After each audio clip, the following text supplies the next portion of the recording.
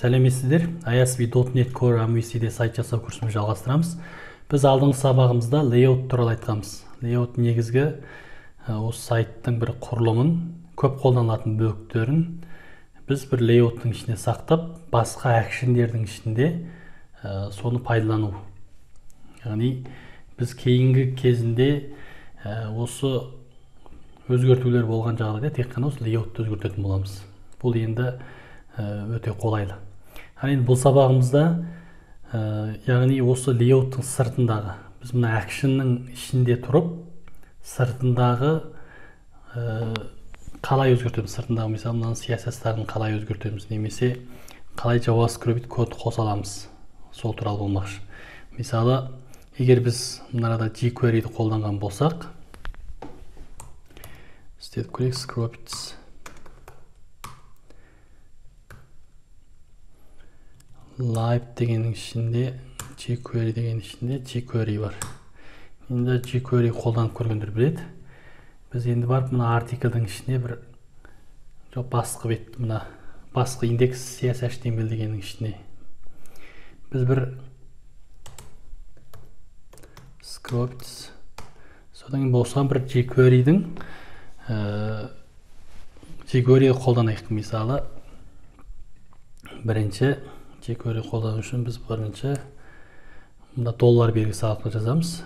Содан кейін осы бет бірақ түсіп болған кезде function осылай жазсақ, бұл jQuery-дің осы беттегі барлық элементтер көрініп болғаннан кейінгі істейтін, яғни window unload деген әдісі.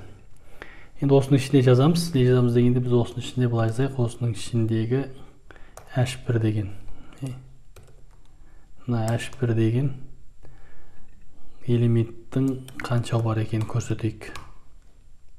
Var length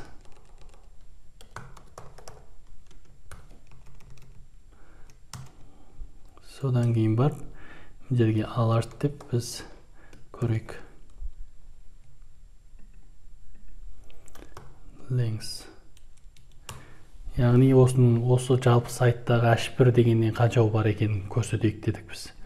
Негізі мына жазғанымызда ешқандай қателік жоқ. Енді барып көрейік міне.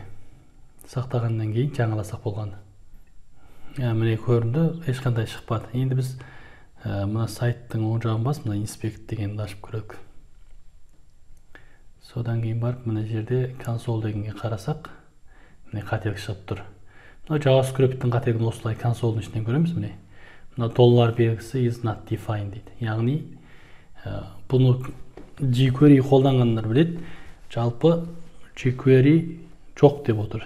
Енді біз мына сайттың құрылымына қарап көрейік. Қарап көрсек, біздің жаңа қосқан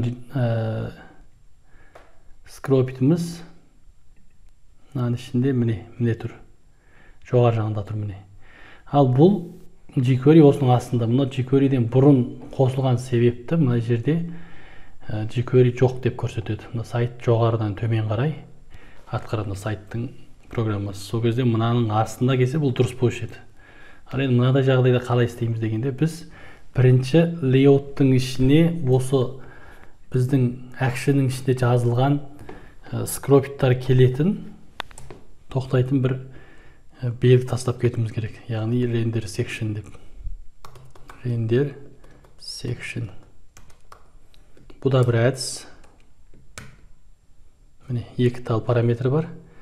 Қарайтын болса, біріншісі аты дейді, екіншісі required дейді. Яғни екіншісі осы сөзсіз болама деген. Яғни осы layout істеткен actionдардың ішінде сөзсіз болу керек болса, екіншісін жазбайсыз, яғни жерге scripts деп бір ат қояйық. Мына атын не деп жазсаңыз да болады.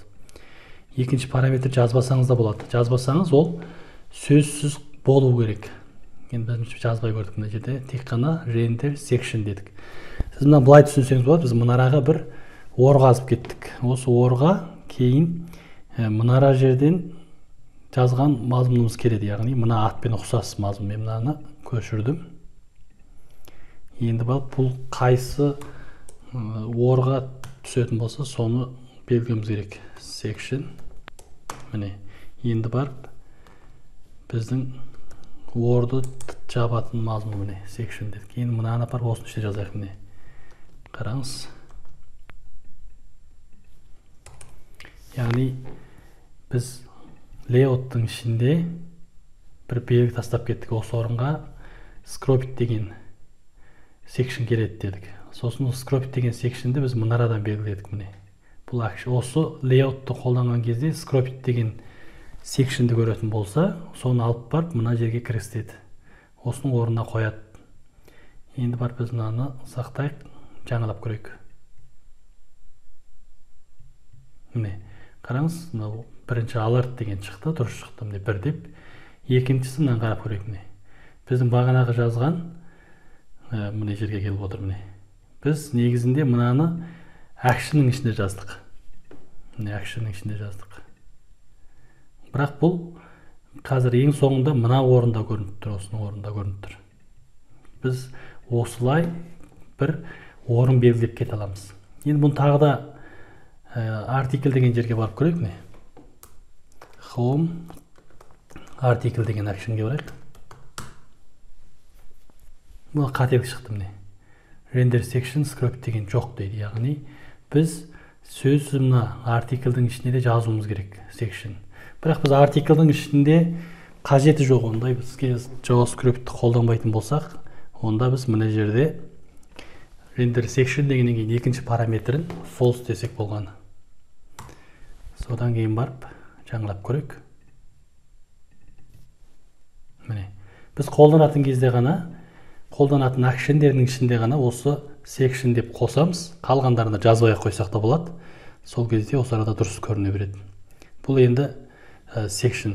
Ал енді бұның тағы да бір қолданысы, мысалы, мен мына article дегеннің ішінде бір осы navigation'ның түсін өзгертпекші болсам, онда қалай істейін дегенде бірінші, онда осы түсті өзгерту үшін оған CSS жалғауымыз керек. CSS болу үшін біз мына жоғары жағында CSS-ті қосуымыз керек. Ал енді қазір бұл араға қосатын болсам, барлығы бірдей істеп кетеді. Мен мысалы мына жерге CSS деген ішіне бір CSS қосайын. Оң жағын басып, add, болмасам да site CSS деген пайдалана берейік. Атын өзгертіп. Атын өзгерту үшін мынаны өшіру керек екен. Содан кейін барып, мысалы мынаны article CSS деп. Article CSS дедік, енді мынаны бірақ өшірейік.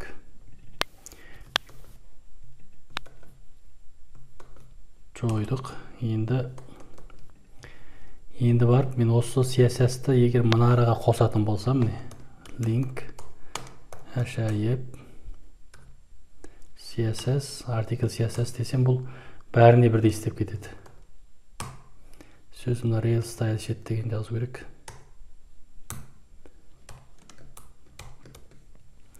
Осылай. Енді бұны қосатын болсақ бәріне істеп кетеді. Енді біз тек қана article'ның ішінде істеу үшін біз жаңағы әдісті қолданамыз. Мысалы, мына жерге section деген жазамыз. Render section дегенді. Render деген көрсету, section деген бір бөлік. Styles. Сосын бұл сөзсіз қажет емес. Керекті кезінде ғана қоссақ болды. Осының аты бойынша біз article-дің ішіне осыны қоссақ болады. Мына жоғары жағына қосайық. Қай жеріне қосуға да болады? Section styles. Жоқ, бізге мына styles деген ғана керек.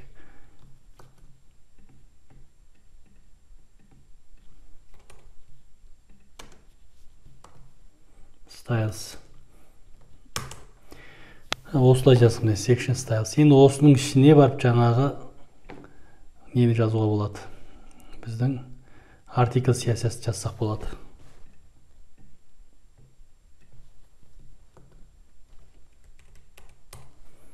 Бұны алып келдік міне мынараға. Осылай алып келдік, енді мынаны сақталық. Сақтағаннан кейін біз мынаны қозғалтайық.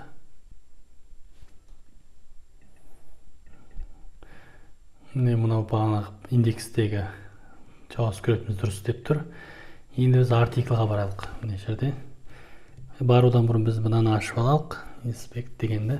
Содан кейін міне қаралық. Қазір мына head деген бөлікте article деген жоқ. Міне article деген жоқ. Енді біз home article деген actionге бардық. Қарап көрейік міне. Article деген CSS қосылыпты. Енді біз осы қосылған кезде CSS-ның ішіне де бір нәрсе жазалық. Осының нақ екенін білдіріп, біздің айтқанымыздың өтірік емес екенін білдіру үшін осылай жаздық. Мынаның класын алып кетейік. Мына big info деген класты алдық. Енді article CSS-қа бардық. Сосын осы арада өзгертейік мынаны red деп. Мына түстерек orange деп. Енді барып Control-ға F5-ті қосып жаңаласаңыз, сана CSS-та жаңарады. Сонымен міне осылай келді міне. Осылай өзгертамыз. Ал индекске бардық міне қараңыз. Индекс. Бұл да осы бұрынғы түсі бойынша тұр. Ал енді біз артиклға барсақ, жаңағы қызыл түске өзгереді. Басты себебі ол біз өзіміз қалаған CSS-іміз арқылы өзгерте аламыз. Ал жалпы негізгі HTML құрылымы өзгермейді. Біз өзіміз мына жоғары жағына белгілеген орынға осындай CSS-терді қосып кетсек болғаны. Бұл енді секшнның қолдануы.